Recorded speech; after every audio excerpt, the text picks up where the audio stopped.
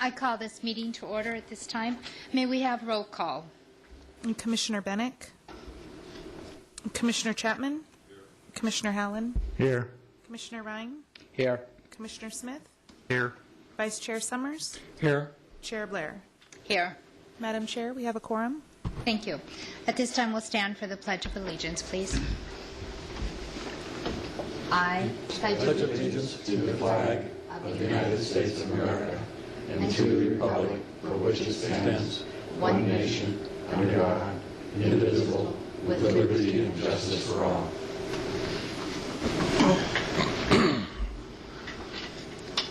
May we have the Community Development Department update, please?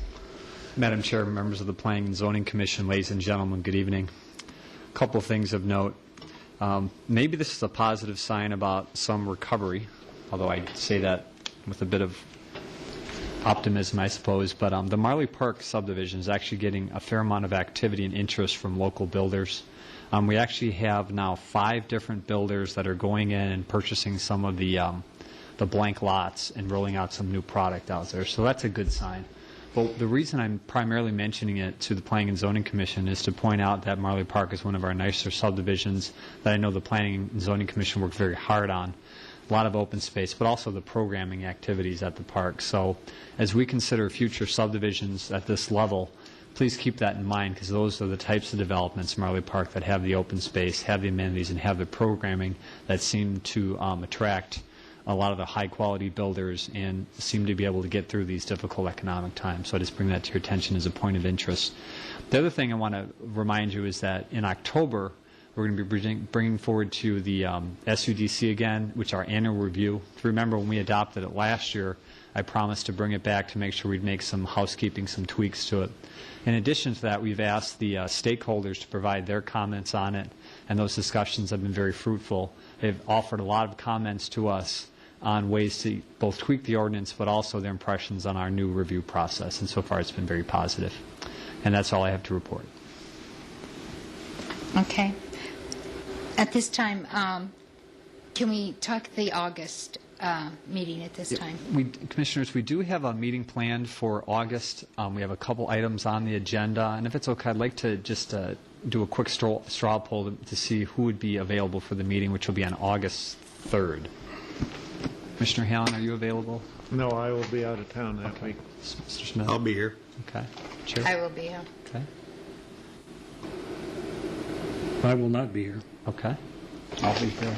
I'll be here. Okay. So we have 4, so we're okay. Thank you very much. I appreciate it. Very good. At this time, I'm going to open the call to the public. Anyone wishing to speak on anything in the city other than what is on the agenda tonight, come forward at this time. Seeing none, I close the call to the public. And we're going to move to the minutes of the last. Commissioners, will you please, may I have a motion to, for the meeting? Yeah, I move to approve the zoning commission minutes of June 1st, 2010. Commissioners, please vote. Thank you.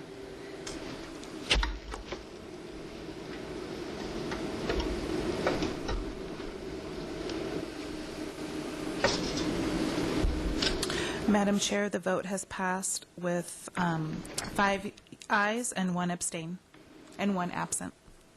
Thank you. At this time, we're going to move on to FS 10-003, the major amendment. And David?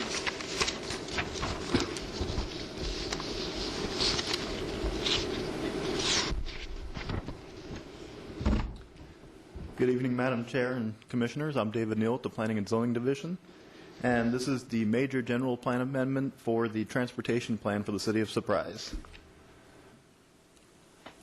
A lot of you may have seen this information already on June 1st at your previous meeting. As you know, the Arizona revised statutes requires us to do general plan amendments only once per year and helps guide the development of the City of Surprise to become prosperous and fruitful. The draft plan was set up in 2009. The public review and 60-day agency review required by the state was done in March and April. You heard this previously on June 1st, You're hearing it today to make a recommendation to the council for their action on July 22nd. This map shows our current general plan transportation map. We will be adding 2 interchanges at SR 74 and Dixoletta on Grand Avenue to follow the MAG Grand Avenue plan. We're extending Jackrabbit Trail north to connect into Grand Avenue. And we're making some changes to the alignments and classifications to better handle traffic and more closely show the reality of the transportation routes. And this map shows our completed general plan map once it would be approved. Any questions? Commissioner Summers. No questions. Commissioner Rain. I just have one question. Has anything changed from the time we heard it last till tonight? Chair, Commission, nothing has changed since the previous hearing. Okay. No other questions. Commissioner Chapman. No questions. Commissioner Howland. No questions. Commissioner Smith. No questions. I also have no questions. This does require a public hearing. Anyone wishing to speak on this? Seeing none, I close that and ask for a motion, please. I move to recommend approval to the mayor and city council case FS 10-003, major amendment to the City of Surprise 2030 general plan to update the transportation plan. Second. Commissioners, please vote at this time.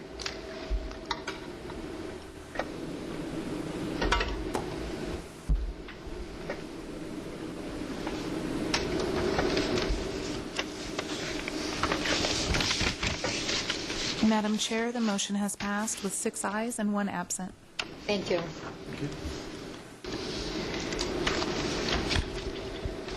We'll move on at this time for FS 10-099. Wingard. Good evening, Madam Chair, members of the Commission. Tonight I'm bringing before you Park Place Senior Village. The project location is located near the intersections of Grand and Reams Road, just to the south of the Parkview condos on Parkview Place. This is located within the Park Place PAD and is surrounded by the Kingswood Park PAD to the west, the what's the name of that one? The Stonebrook PAD to the east and to the south, which includes multifamily residential. Now, back in 2007, a project was brought before you, Belzano condominiums, on this very same project that had 444 units, and that has since expired, and the property has been sold to the applicant who comes before us today. Now, when we did we changed our process to, this is a perfect example of a bundled project. And this is going to be including a PAD amendment to change the use of the underlying zoning for this project, a master site plan to show preliminary what the whole site plan is going to look like, a final site plan because one phase of this is going to be completed tonight and soon under construction, and a final plat, which will not be heard tonight but will be heard for council when it goes forward to them. This did require a citizen review meeting, and we held that on June 17th. The meeting proved very fruitful, and we had several comments from the adjacent property owners, generally in support of the project. But the major concern was about security, because right now it is an empty lot, vacant lot, and it tends to have some misconduct at times there. But it will, with development, alleviate some of those problems. The PAD amendment is simply to change the underlying zoning from a mixed use. Like I said before, there was 444 units on there to from multifamily to mixed use, maximum of 20 dwelling units to acres. All the current design guidelines will remain in place so that it is consistent with the rest of the project to the north of the Parks Place PAD. A part of this is the master site plan, and it is in phases. Phase 1, as you'll be seeing the final site plan, is the memory care unit. And with this phase will also be the spine portions of the spine road. The other portions will be open for fire truck access. Also, the landscaping all along Parkview, the entire length will be landscaped there. And as you'll see in the City Council, there is a slit on this, and the lights will be lit up along there as well to help with some of the concerns with security. Phase 2, 3, and 4 are a senior living community in the center there. Phase 5 is an apartment complex to the northwest. Phase 6 would be a medical office, and Phase 7 is a skilled nursing facility. The final site plan is the memory care unit, 66-bed unit, located on Lot 1. It will be landscaped with enclosed backyard for security purposes, and will connect to adjacent projects, both vehicular and pedestrian. The architecture is a mixture of Tuscan and Craftsman style, also with low hip roofs that will help mix the architecture with the residential character of the area. And this sets the footprints for the buildings to follow. That concludes my presentation, barring any questions you may have. Very good. Commissioner Summers. Yeah, I have a couple of questions. One of the conditions was access from the memory care unit to the west, and we had a discussion this morning on that, and you cleared that up for me as far as it going into where that senior apartment would be. My question is there going to be a reciprocal easement agreement coming out of this first phase that will tie the future developments as far as access goes? Because I know there's a potential for this to be sold off individually. Yes, sir. There will be a shared access agreement between the properties. Okay, and that would come as part of this first phase? Absolutely, yes, sir. Okay. That's all. That was my only concern. Thank you. Commissioner Rain. The ingress and egress for Phase 1, can you show me where those are? And is that loop connector road, internal road, is that going to be built in Phase 1? The entire road will be from this entrance to this entrance below. This will be built, but it will only be paved up to this area. This will be more of a fire access road until the next phase comes in to complete that road. But the utilities we put in there and the fire access road will be on there. Will there be any other ingress, egress for Phase 1? For Phase 1, the one thing that we spoke with Commissioner Summers for this morning was about the western access through here, and fire may require a access road on that area there, just a gravel temporary access road. Okay. My next question had to do with the parking. I was really confused. Somewhere in there in the documentation it said 31 spaces, and when I try to count, even for Phase 1, I get a lot more than 31 parking spaces. So what is the parking for the whole thing, for all the phases, and for Phase 1 specifically? In the PADA document, you'll notice we do have parking calculations on there that reflect the new parking calculations in the SUDC. And for the Phase 1, 31 vehicles are proposed for that. And you're saying you saw more than 31 vehicles? But I try to count the spaces. I got more than 31. If what's in here is 31. If there is missing a space or two, that will be with the construction drawings on there. Okay. And my last question is, was there any consideration of using solar in these different phases? I'll ask the applicant to come forward to answer that.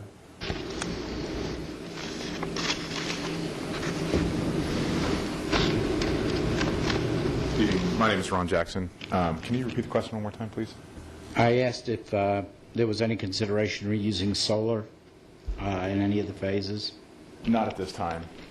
They typically they do a lot of energy efficient as far as siding, windows, the plumbing fixtures. They try to do some of the more economic and green build, but not solar.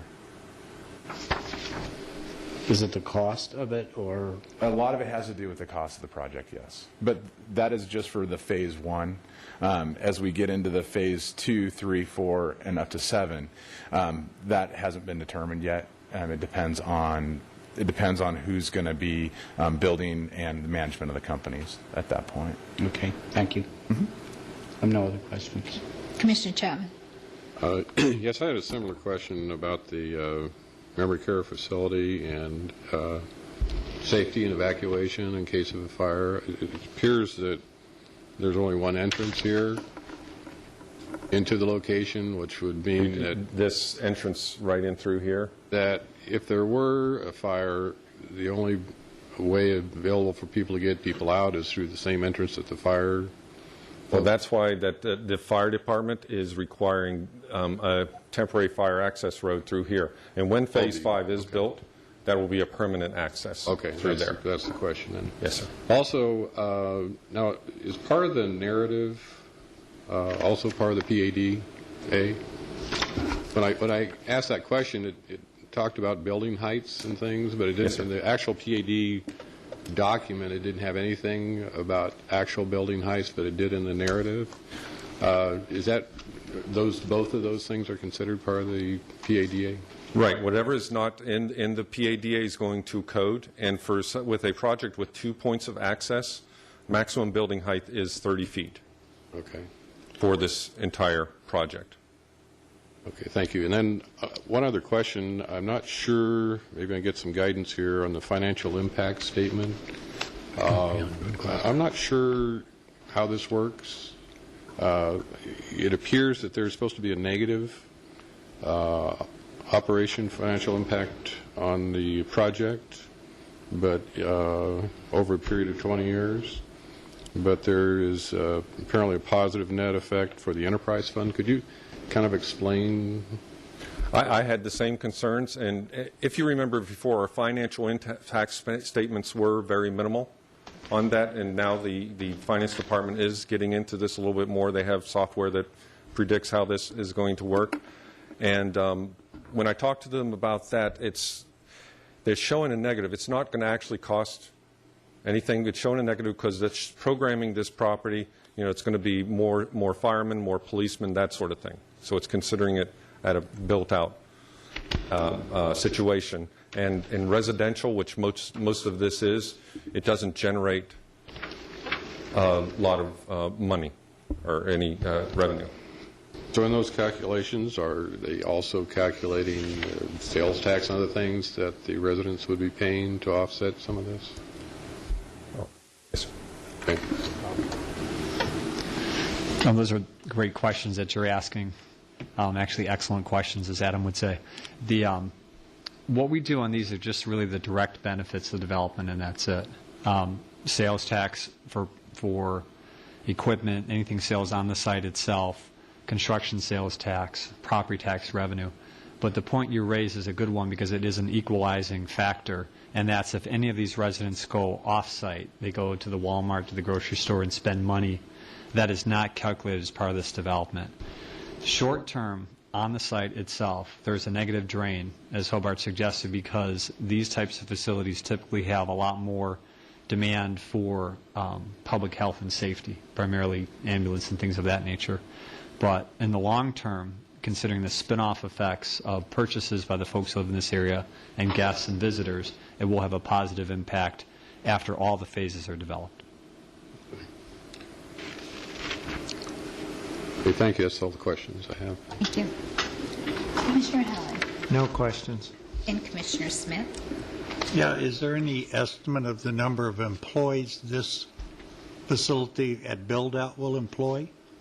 I'll ask the applicant to come up and answer that. The number about employees, in Phase 1, there's approximately going to be about 18 employees in Phase 1.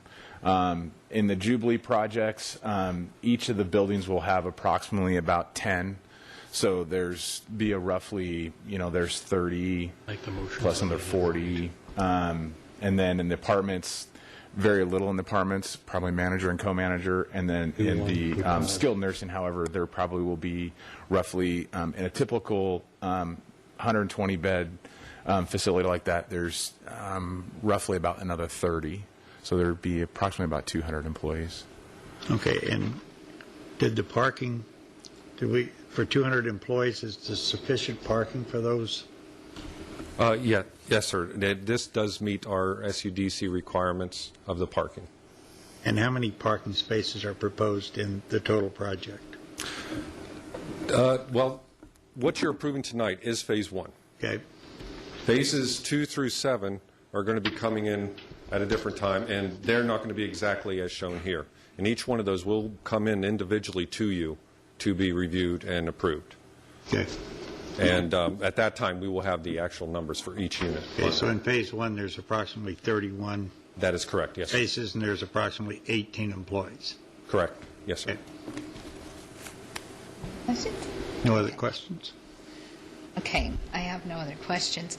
This does require a public hearing. Anyone wishing to speak on this, come forward at this time. Seeing none, I close it. We're actually doing this in 2 motions tonight. The first motion is going to be on the PAD. Okay? May I have a motion? I make a motion. I move to recommend approval of the mayor and city council of SS 10-099, Planned Area Development Amendment, PAD, for the Park View Place, Senior Village, and to adopt staff findings and conditions A. Second. Commissioners, please vote at this time.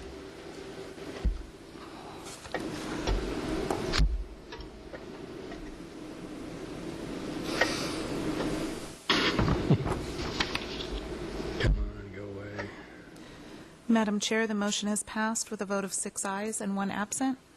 And Madam Chair, the second motion and vote will need to be done by a roll call vote, please. A roll call? Very good. May I have a motion on the second? I move to approve FS 10-099, a master site plan for Parkview Senior Village and final site plan for memory care facility, and to adopt staff findings and conditions B through K. May I have a second? Second.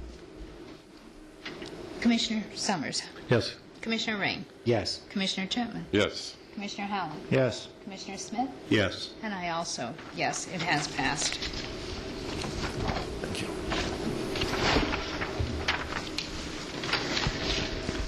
At this time, we're going to move on to GPA 09-045 and 046.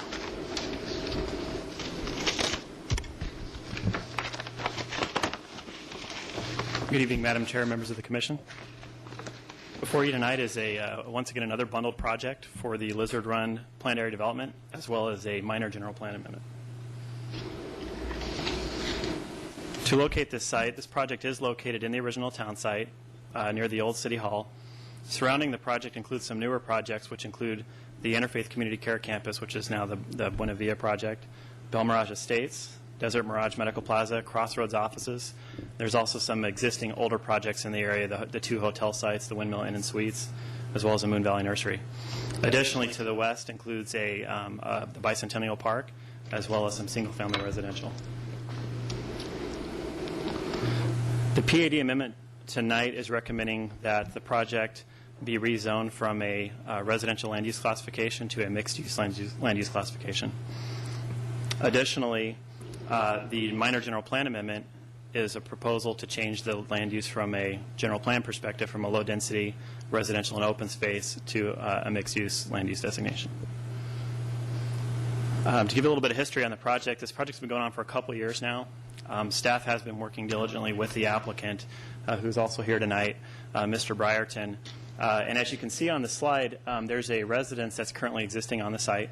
They've been there for a number of years, probably over 30 years, Ms. Rivera, and we recommended that her residence was included with this project. And so what the applicant did is they contacted her, and she did agree.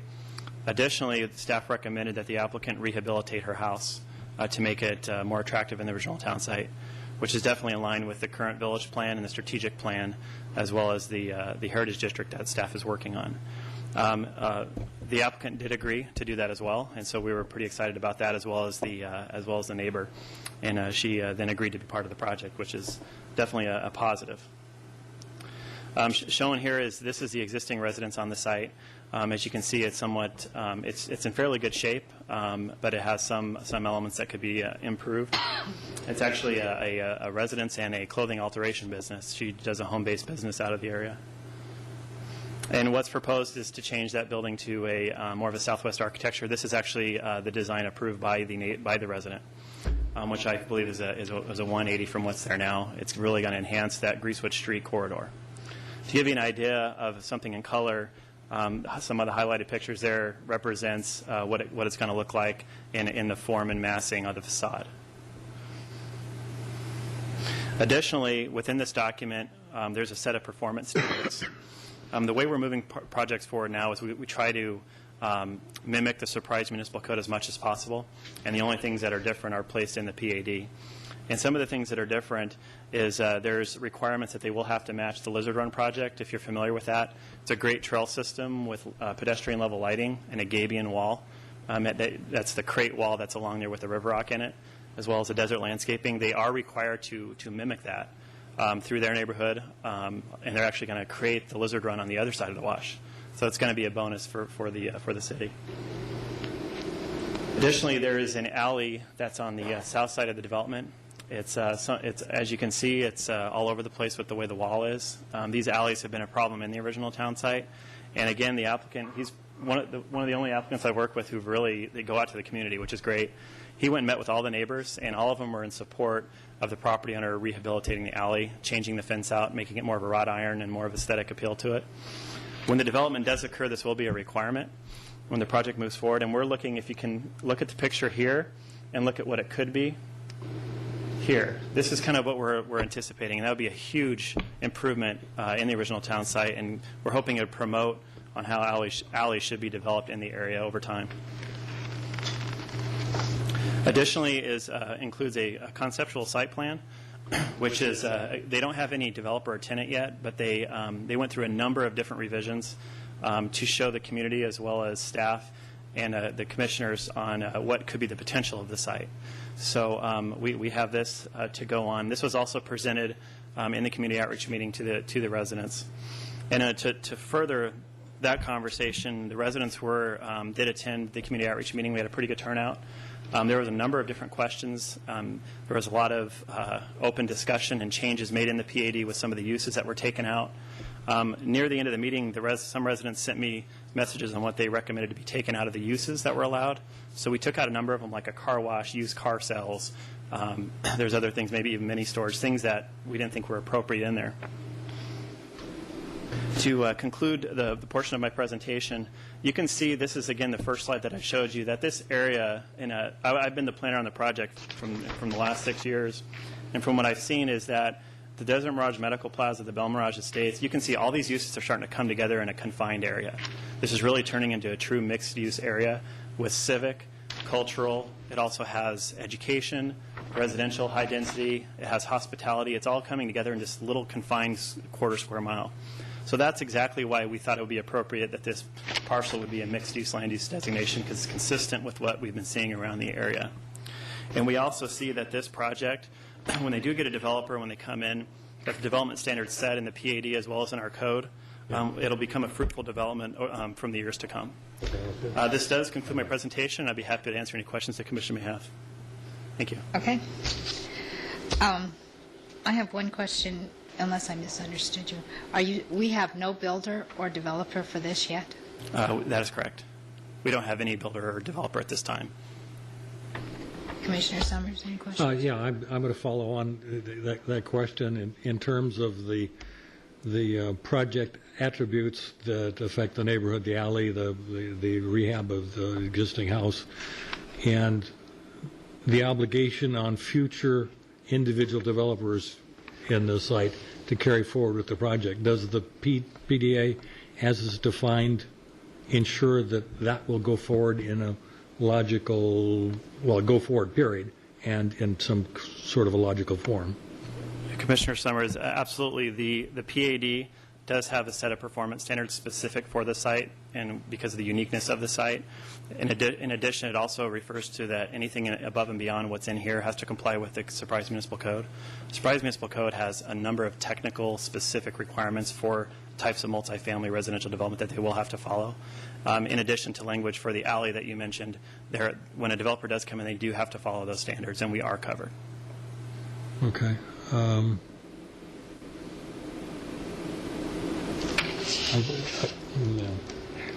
I may want to come back when we go through this. I had a thought that escaped me, and then it may come back. So I'm done for now. Thank you.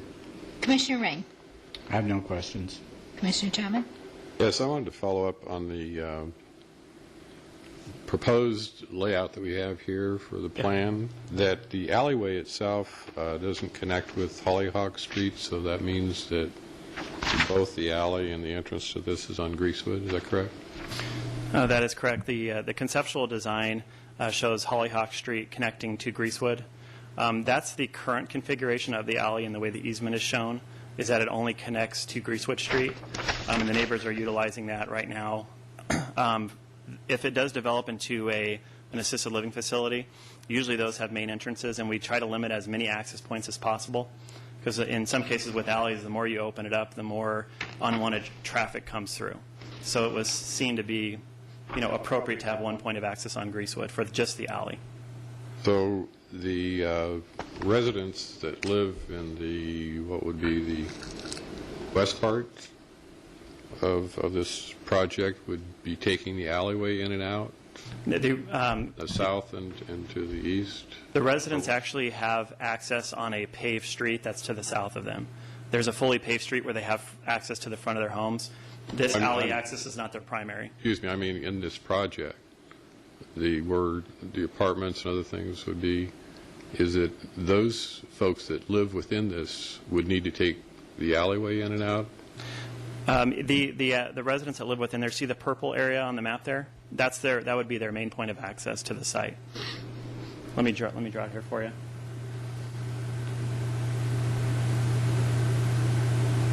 It's being stubborn. I can see the purple part. Let me just show you here. See this purple area here? You're saying that this would be their main point of access off of Greasewood Street here.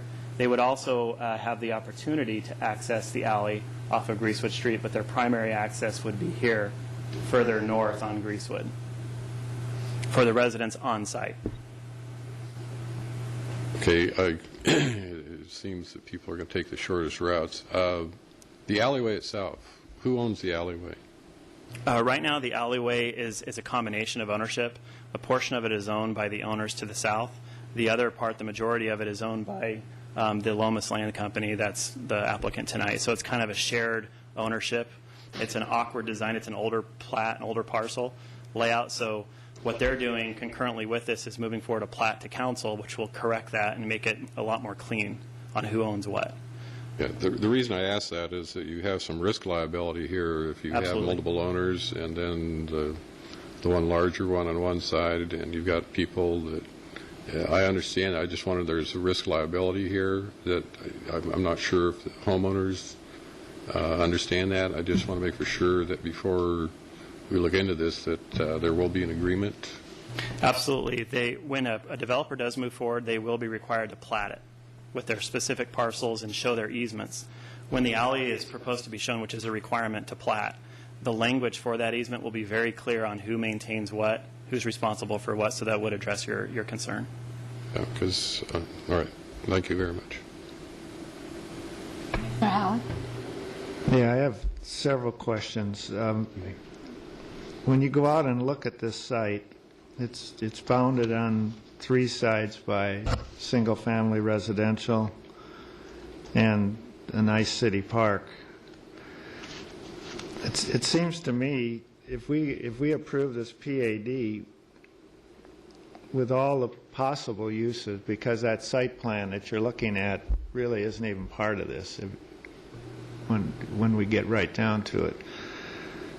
It seems like this is a residential neighborhood and that this property's character should be more devoted to residents. And I don't see anything that says in the end the PAD couldn't be any one of the uses that we have and no residential, no nursing home or no anything. And isn't that correct? That is correct. So it could be an office complex sitting right in the middle of a residential area. That's correct. So I'm right on that. I mean, that's my concern is, I don't know if it's possible in a PAD, but whether you can show like the west half is going to be residential, this property on the street is going to be neighborhood business or something, but the way this is set, it's just a wide open changing from a residential to commercial in essence. Yeah, that is correct. With infill projects in particular, it's very difficult to plan it without tenants and developers on board. This project, the original town site, as everyone knows, is very unique, and there's a lot of projects that have developed in the area in the infill locations that have been a surprise to staff. They've actually come in, they've worked well. We feel that this project, because of the location, it'll be more market-driven when it comes in. What we do have to fall back on, if it does come in, as you mentioned, as fully office, a residential and commercial mix, these standards will ensure that it's developed where it's consistent and complementary to what's out there now. But I'm not sure commercial is complementary to residential. I mean, if I lived in this neighborhood, I would be upset. And I'm surprised that people aren't. But the other, well, I mean, when I looked through the list, the first thing that popped out was a hotel, and I don't see in this plot where a hotel would fit the neighborhood at all, for instance. And there was just too many businesses. The other thing that bothered me is the possibility of three-story buildings even set back. I mean, it just doesn't fit the character of the neighborhood. I mean, I don't know how to phrase that in a question. Okay. But I mean, I guess I'd like to, and I don't see how we can do it here at this time, but I'd like to see the developer commit to, or the owner commit to a more neighborhood-friendly use of this property before because once you change it from R3 or whatever it is to commercial, we can't decide next year when they come in with something we don't like, we'd rather be R3. So I guess my question is anybody amenable to this, or am I just lost That actually here? is an excellent question. I said that a lot last time, I think. To respond to your question, we did have the same concern. 3 stories is always, in a residential area. As communities develop, historically over time, older areas, they start to go a little more vertical. It's not always suburban in nature. What we did, we had the same concern as you did. We look at transition of land uses and scale. That's huge in any project, especially in this area because of the existing 1-story single-family residential. This project in this area does include 2-story structures, the Bel Mirage Estates. It also includes taller and comparable scale of hotels in the area. We felt that with the 100-foot buffer, when we had Nicole Catton on staff, we saw that a combination of 2-story within 100 feet and 3-story would transition well from the residential and not look like a visual blight in the area.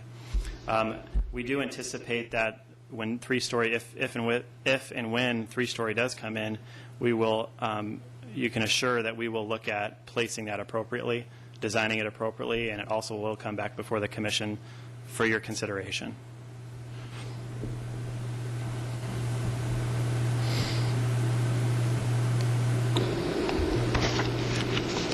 I can accept your answer, but I'm not sure it's changing my opinion. So. Any other questions? No, I don't have questions per se. Commissioner Smith? I mean, basically, we're just looking at changing it from a vacant lot that's now zoned residential to a vacant lot that is going to be commercial use. And really, other than we can debate whether it is the appropriate site for commercial, or should it be left residential? Without knowing what's going to be on the site, you really can't even debate that. So And I really can't have any questions because there's not enough there to question. Right.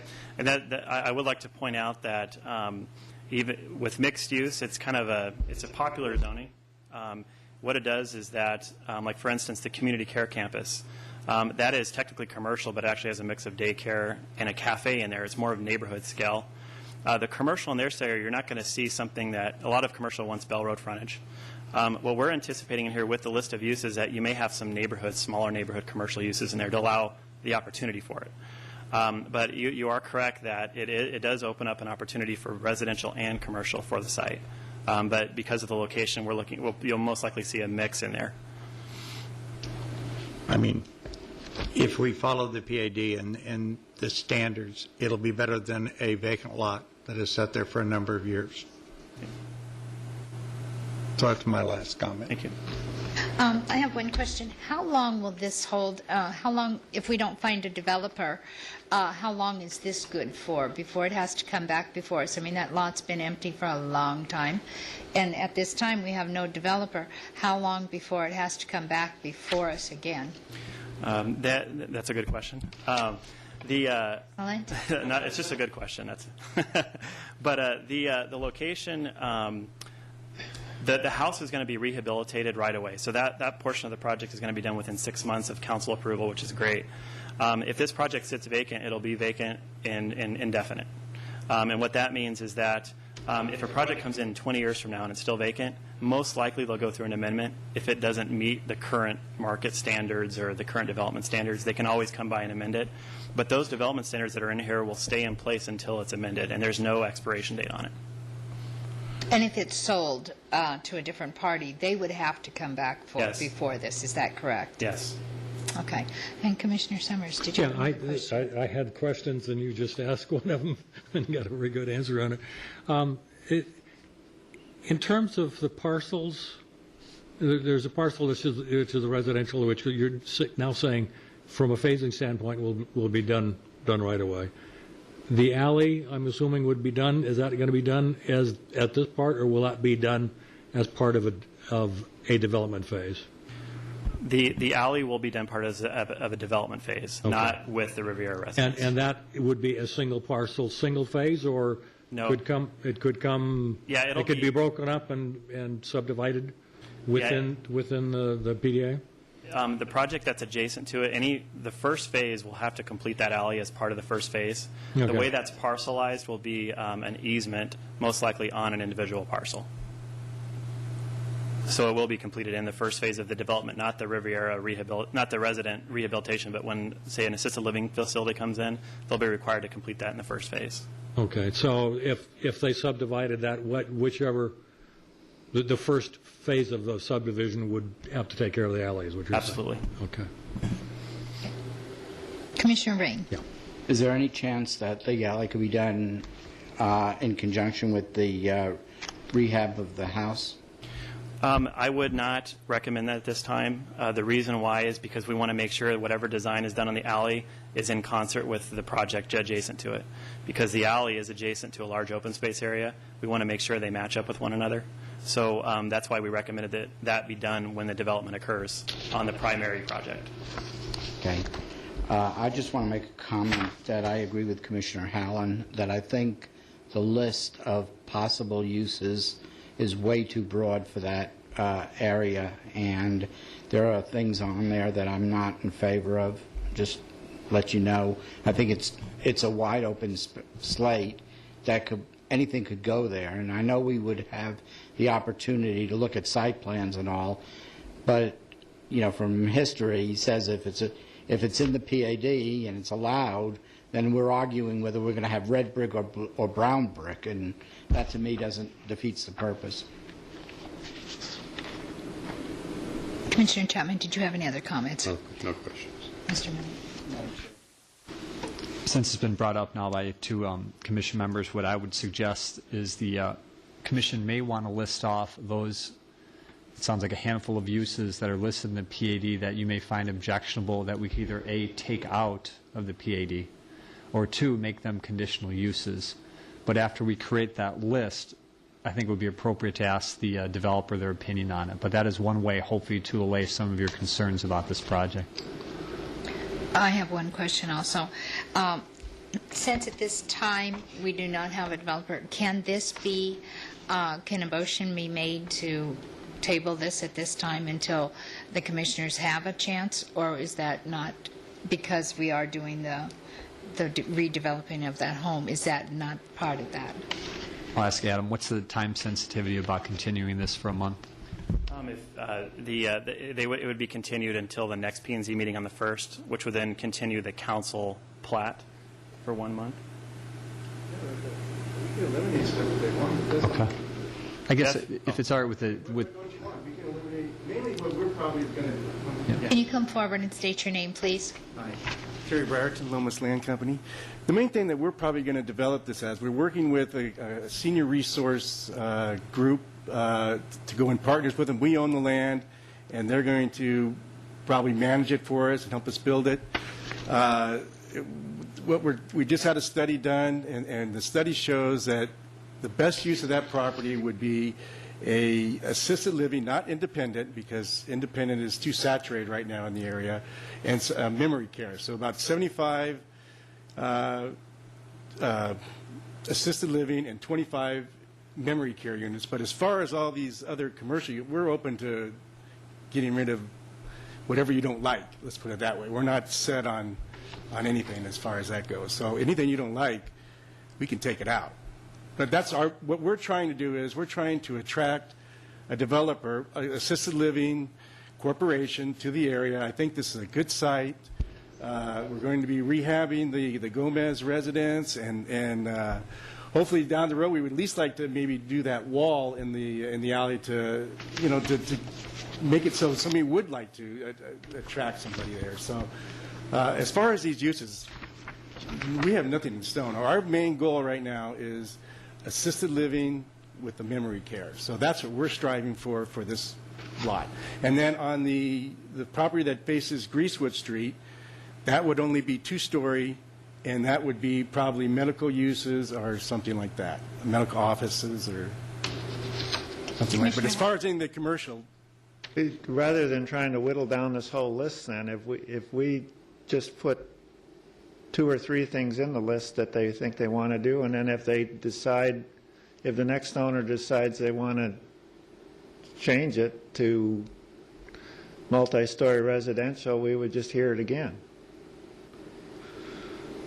You could do that. I think it would become more cumbersome unless, I guess I would recommend that you at least try to come up with a list of things you'd like taken out, and if it doesn't go well, we can go back to Plan B, but it's whatever the commission chooses to do this evening. I mean, in my note to you, the types of businesses I'd like to see, and if we could describe that, and this memory care would be fine, but it would be more small neighborhood type or medical type businesses. exactly. Rather than go through the whole list. I mean, it's hard to define that. I mean, the one thing I objected to, it just grabbed me, and I guess it turned the whole list against me, was seeing a hotel in there, because Take that out. I couldn't see how that made it through all these cuts. But if there was half a dozen things that they think they want now, because if they don't get this, it won't be developed, and they'll come back for rezone anyway. I'd like some more time. I mean, that's the only way I could see supporting it. So. If it's all right with the developer, I want to make sure he's comfortable with it. I would recommend that you then continue this, allow us the opportunity to sit with the developer. What I'm hearing you say is that you would like to see medical-related and neighborhood commercial type uses at that scale and density, and I think we can come up with a pretty good list to bring back to the commission, but I want to make sure he's comfortable with it. Oh, yeah, absolutely. So another month, you're okay with that? That's what it takes. Okay. Then a motion to continue would be the appropriate way to go on this. May I have a motion to continue this to the August? Okay, go ahead. I move to continue this to the next month. I don't know what, do you want the item number? No, it's fine, just August 3rd meeting. So you'll have your, since you're not here at that time, will you have your recommendations in at that time, before that time? Yeah, maybe after they meet, I can meet with staff but in advance. That's fine. Okay. And may I have a second to that motion? Second. Commissioners, vote at this time.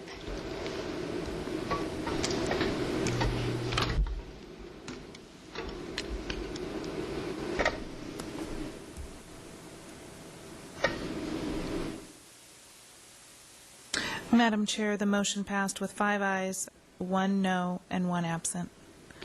Thank you. Okay, so this will be brought back in August, okay? Commissioners, does anyone have anything else in other business they'd like to? Just Commissioner Ray? This is really for you, Jeff. I attended a committee meeting with Westmark for economic development, and what I noticed was that Surprise was obviously vacant there. I mean, we had the city of Glendale domineering the meeting, city of Avondale, but outside of myself, nobody's really representing Surprise. So I know we support Westmark, and I'd like to see some participation, especially on that committee. I'm sorry, which committee was it? Economic Development. ED, okay. Thank you. Anyone else, Commissioners? See none, I adjourn this meeting.